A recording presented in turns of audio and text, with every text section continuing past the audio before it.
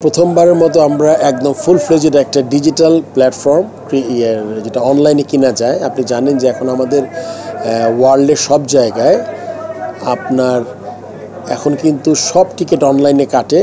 Paper ticket যারা যারা souvenir রাখতে তারা প্রিন্ট করে নিতে পারে, বাট অনলাইনেই সব চলে গেছে। আমরা চেষ্টা করছি অনলাইনে, যেহেতু আমাদের অনলাইনে এখনও অভ্যস্ত হই নাই, একটা নতুন সিস্টেম, এই জন্য দর্শকদের কাছে আগে একটু ক্ষমা চেয়ে নিচ্ছি আমি। আপনাদের যে ভোগান্তিটা প্রথম 2-3 দিন হবে সেটা কিন্তু খুব শীঘ্রই ঠিক হয়ে যাবে। আমাদের অনলাইন প্রথম দিন কিছু ওই সার্ভারের প্রবলেম ছিল, ন্যাশনালিটির কিছু ইস্যু ছিল, এই জন্য অনলাইনে কাটতে পারিনি, এই জন্য বুথগুলোতে বেশি মানুষ দেখা গেছে।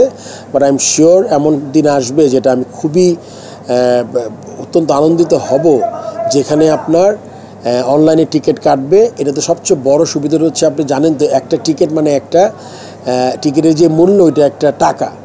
যদি আমি 2000 টাকার টিকিটের দাম ধরি, এটা কিন্তু 2000 টাকা আপনার হাতে।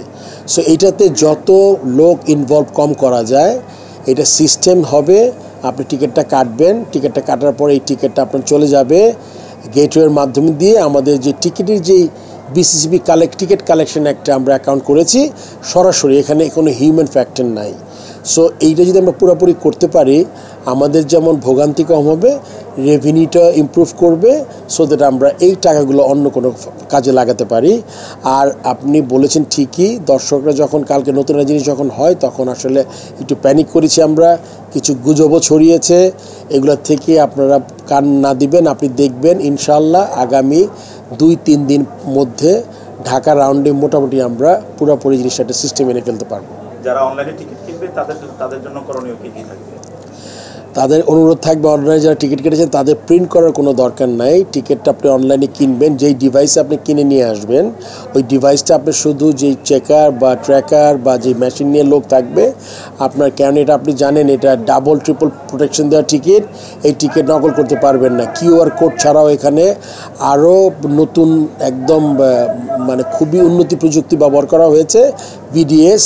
এটা আপনি ইচ্ছা করলে নকল করতে পারবেন না। সো এটা যদি আসবে, মেশিন রিড করবে, আপনি ঢুকে যাবেন নিশ্চিন্তে।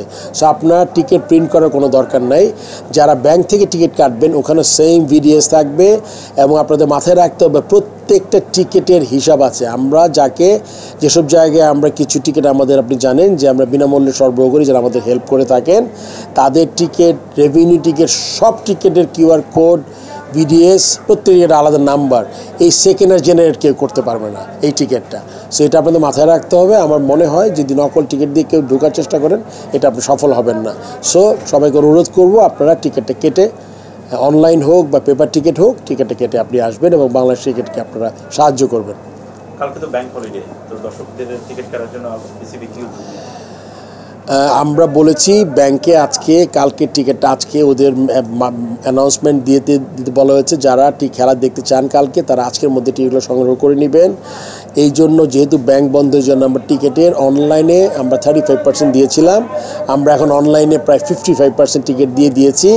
আপনি অনলাইনে গেলে টিকিট পাবেন। সবাইকে অনুরোধ করব, যারা খেলা দেখতে ইচ্ছুক কালকে, তারা আজকের মধ্যে অনলাইনে টিকিটগুলো কিনে ফেলবেন।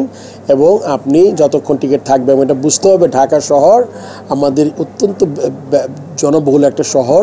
এই শহরে কিন্তু আপনার অনেক মানুষ বাস করি। আমাদের কিন্তু স্টেডিয়ামের ক্যাপাসিটি মাত্র আপনার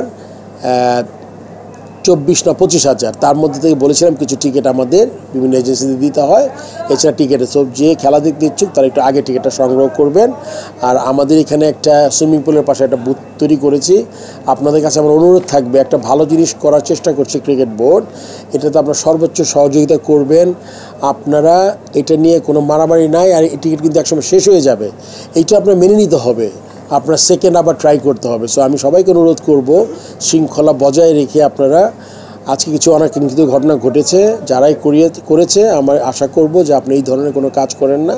ক্রিকেট বোর্ড, আমি আজকে বোর্ড প্রেসিডেন্ট, এটা কিন্তু আমার কোনো সম্পত্তি নয়। ক্রিকেটে যারা কাজ করছে এমপ্লয়ি ছাড়া, তারা কাজ করে, এমপ্লয়ি বেতন নেয়। তাছাড়া অনেক ডিরেক্টরস আছেন যারা তাদের সময় দিয়ে হেল্প করার চেষ্টা করছে। সো এটা আমাদের সবাইকে ওন করতে হবে। এটা ক্রিকেট বোর্ডটা সবার, এটা আমাদের রক্ষা করা আমাদের দায়িত্ব। সো ক্রিকেটের জন্য ভালো কিছু হলে আমরা সবাই বেনিফিটেড হব। এই জন্য আমি সবার কাছে অনুরোধ করব, আপনারা একটু ধৈর্য ধরবেন। এই ম্যাচ না দেখতে পারে নেক্সট ম্যাচে যাবেন। তবে এতটুকু প্রমিস আমি করতে পারি, আমি যেই উদ্যোগটা নিয়েছি, এইটাকে আমি আপনার শেষ হয়ে গেলে আমার কিছু করার থাকবে না, কিন্তু এখানে কোনো অনিশ্চয়তা, দুর্নীতি, কোনো টিকিট থেকে না করে দেওয়া এরকম কোনো ঘটনা ঘটবে না। খেলা তো দেখবেই, সাথে কি দর্শকদের জন্য আর কিছু থাকতেছে? খুবই চমৎকার কোয়েশ্চেন করেছেন। অনলাইনে যারা টিকিট কাটবেন তাদের জন্য একটা র্যাফেলের মতো, একটা ড্রর মতো হবে প্রতিদিন। আমাদের ভেরি নাইস অফ হিম, যেটা একটা করে ইলেকট্রিক বাইক আমরা দিব, এবং এটা আজকে খেলাই শেষের দিকে আপনারা জেনে যাবেন কে উইনার। তো যারা অনলাইনে টিকিট কাটছেন তাদের জন্য এই সুযোগটা থাকবে, যারা অফলাইন বা টিকিট কাটছেন তারা এই সুযোগটা পাবেন। এবার তো স্পিড অফ ইউথের হিসেবে আমরা আন্ডারেড আয়োজন করেছি, কি আমাদের রাখা হয়েছে? আসলে তারুণ্যের উৎসব নাম দিয়েছি আমরা বিপিএলকে। আমরা জানেন যে অত্যন্ত রক্তক্ষয়ী একটা আন্দোলনের মাধ্যমে, যেটা আমরা অত্যন্ত দুঃখিত। আমরা এটা ভাষা প্রকাশ করা যাবে না, জুলাই আগস্টে যে জিনিসটা ঘটেছে বাংলাদেশে, বাট আমাদের তাদের প্রতি শ্রদ্ধা রেখেই আমাদের এগিয়ে যেতে হবে, এবং আমরা চাই এই শোককে শক্তিতে পরিণত করার জন্য। এই জন্য আমরা এই বিপিএলটা ছিল, আপনাকে আগে উল্লেখ করেছি, আমাদের দুইজন প্রধান এবং মাননীয় প্রধান উপদেষ্টা এবং ক্রীড়া উপদেষ্টার তাদের সরাসরি ডিরেকশনে এই জিনিসটা ছিল। সো সেক্ষেত্রে আমরা বেশ কিছু নতুন জিনিস করেছি। ধন্যবাদ দিতে চাই মাননীয় ক্রীড়া উপদেষ্টাকে। তিনি অত্যন্ত কম সময়ের মধ্যে আমাদের যে 3টে স্টেডিয়ামে খেলা হবে, ওই 3টে স্টেডিয়াম উন্নয়ন, যেটাতে আমাদের রিপেয়ারিং কাজ ছিল, আপনি জানেন পুরনো হয়েছিল, করতে হয়, অনেকগুলো টাকা বরাদ্দ করেছেন, এবং তার নির্দেশনায় অত্যন্ত সুচারুভাবে আর্মি কাজটা পালন করেছে। এখানে আমরা আপনি জানেন মুগ্ধকরণ, আমাদের একটা ছেলে আমাদের যে পানি খাওয়াতে গিয়ে মারা গেছে আমাদের আন্দোলনে, পয়েন্ট ব্ল্যাঙ্ক থেকে তাকে, আমার মনে তাকে স্নাইপার শুটিংয়ে মারা হয়েছে। তার স্মরণে আমরা একটা কর্নার করেছি, একটা না 6-7-8টা কর্নার করেছি। এগুলো আসলে ভিজিবল না স্টেডিয়াম, একটু ভিতরের দিকে, ওখান থেকে সবাই ফ্রি পানি খেতে পারছে।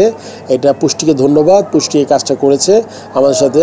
আমরা এখানে আবু সাইদ স্ট্যান্ড করেছি তার স্মরণে, যে প্রথম শহীদ, যাকে যেভাবে নির্মমভাবে হত্যা করা হয়েছে। আপনি দেখবেন সাদার্ন গ্যালারির এক কোণে একটা আবু সাইদ স্ট্যান্ড বানিয়েছি আমরা ফ্রি এন্ট্রি করেছি প্রায় 100-র অধিক স্টুডেন্টকে। আপনি জানেন যারা এই প্রায় 20,000 থেকে 30,000 মানুষ ইনজুরি হয়েছে, কেউ চোখ হারিয়েছে, কারো পা গেছে। আজকে তারা এসেছিল, আমার সাথে পোডিয়ামে উঠেছিলেন। তাদের থেকে আমরা প্রায় 100 স্টুডেন্টকে আমরা খেলা দেখার ব্যবস্থা করেছি। আপনি জানেন গ্রাফিটি করছি, আমরা শুরু করেছি, দেরি হয়েছে, বাট হোপফুলি নেক্সট রাউন্ডে সব কমপ্লিট হয়ে যাবে। আমরা গ্রাফিটি করেছি এখানে 0 ওয়েস্ট জোন করেছি। এটা আমাদের প্রধান উপদেষ্টার একটা কনসেপ্ট, যে আমরা একটা জোন করব টিকিটের দাম একটু বেশি রেখে, তারা যাতে ওইখানে করে, এটা মানে ওখানে বসতে পারে, এবং সর্বোপরি মিলিয়ে